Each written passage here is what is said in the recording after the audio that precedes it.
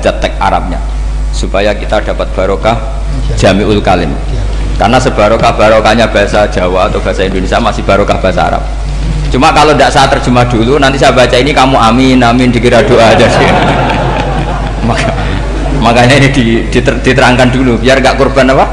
Diamini. Karena saya ini pernah Jumatan di satu kampung, imamnya itu sepuh. Imamnya sepuh, khutbah itu gak selesai-selesai karena dia gak bisa menyelesaikan sesuai teks di bukunya itu. Yang belakang mantul terus amin amin. Akhirnya Pak Khotib ngadeg lagi, cungkurung doa cungkurung.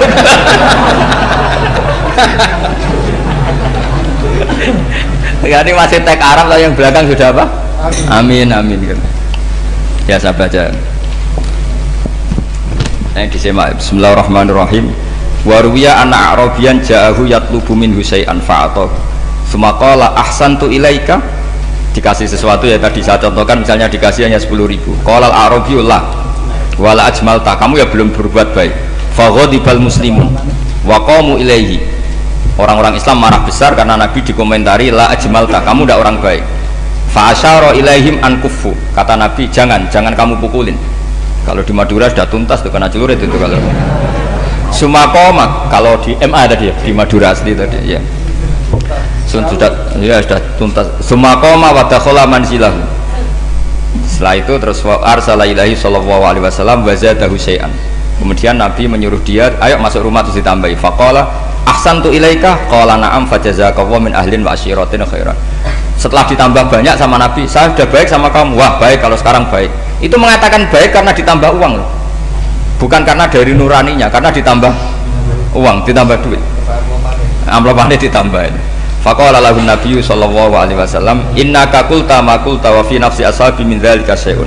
Fa in ahbabta faqul baina aydihim ma qultu baik. Ma qulta baina yadayya hatta yadhaba ma fi sadrihim alaika.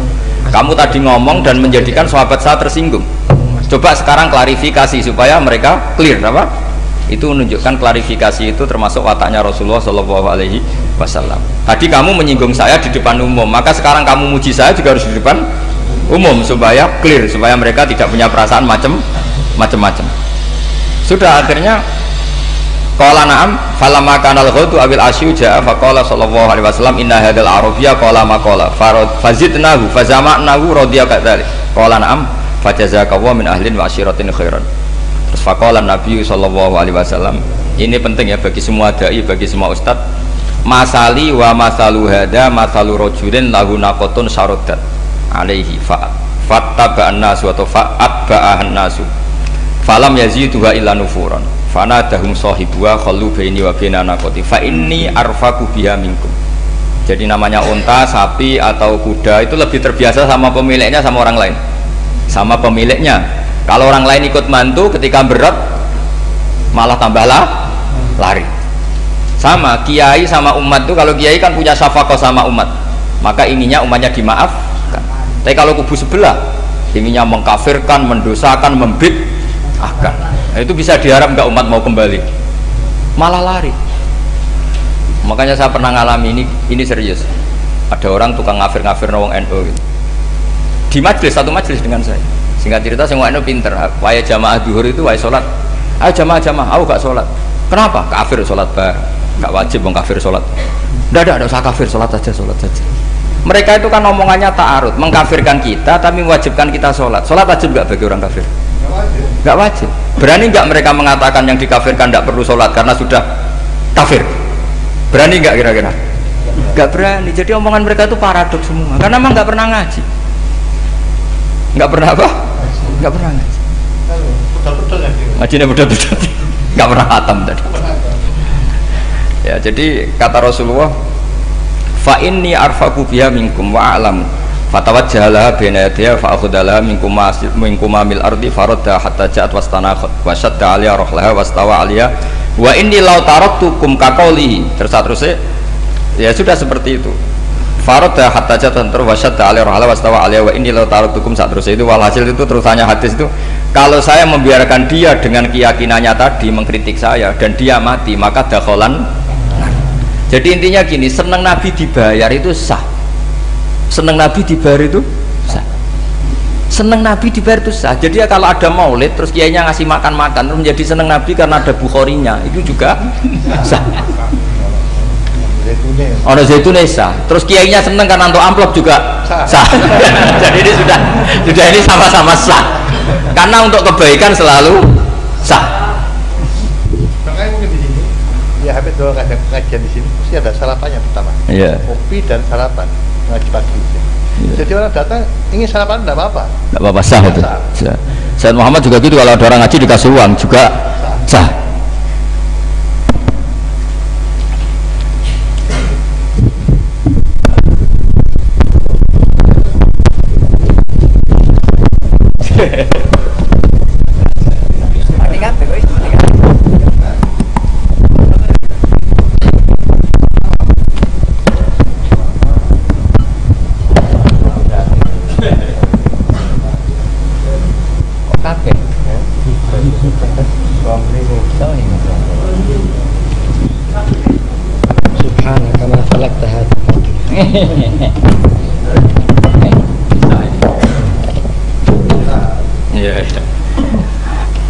Ya, jadi ini jelas ya, jadi riwayat ini jelas. Kemudian riwayat yang ada di kitab Bukhari ketika Rasulullah didustakan, dibully, ini wa ana mahmum ala wajhi falam astafiq illa wa ana biqarni sa'alib, yang di bawah garis itu ada yang di Bukhari.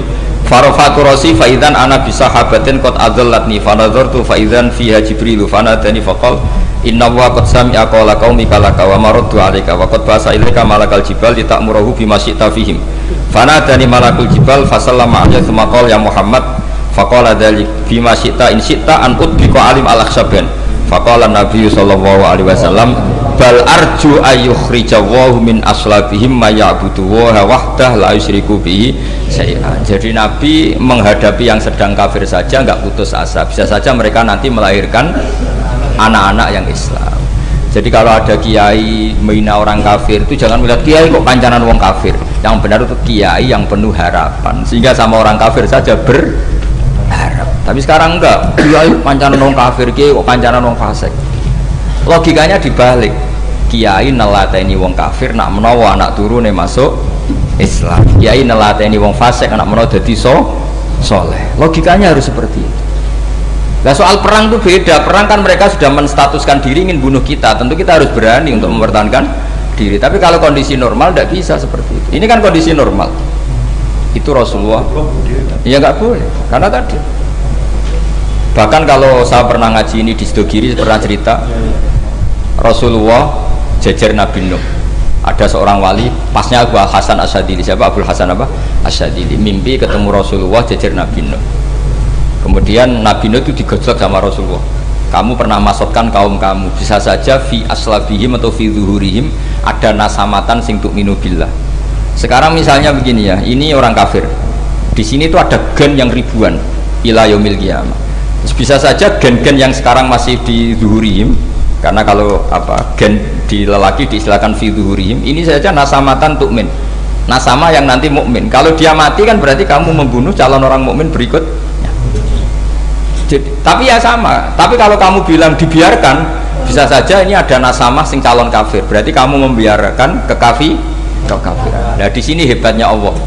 Allah bikin Nabi Nuh mewakili istihad potensi kekafiran berlanjut, sehingga beliau bilang wala yalidu illa fajiran kafaro. Paham ya kan? Rabbila tadzar alal ardi minal kafirina dayara innaka intadzarhum yudillu ibadaka wala yalidu illa fajiran kafaro. Logika itu terwakili oleh Nabi Nuh. Logika bisa saja ini ada nasamatan untuk minubillah, itu terwakili oleh Rasulullah bal arju ayyukhrijawahu min aslabihim may ya'budu waha wa la yusyriku bihi syai'an. Kayak apa untungnya kita jadi umat Rasulullah sallallahu alaihi wasallam? Masalahnya Nabi Nuh gak Nabi Nuh, Nabi Muhammad. Jadi kira-kira istiadat kamu ikut Nabi siapa? Kalau main hantam ya ikut Nabi Nuh. Kalau main rojak berharap Nabi Muhammad. Ya sudah, sampean ikut mana tuh? Nabi Muhammad. Ini penting saya utarakan supaya apa-apa itu terukur lewat ya, pokoknya istilah kayak Wali Songo yang tercerminkan sampai ke kita kayak Pak Hamid, karena Pak Hamid ini syaratnya secara gen sampai Sunan Bonang, di silsilah itu sampai Sunan Bonang, saya punya catatan nasabnya Mbah Hamid Pasuruan sampai Sunan Bonang ditulis Mbah Khim itu. Ya, pas 40 harinya Mbah Hamid itu silsilah itu. Saya kira demikian, saya mohon maaf atas semua kesalahan. Foto dari tadi kucing tambah. Wah, baru mulai.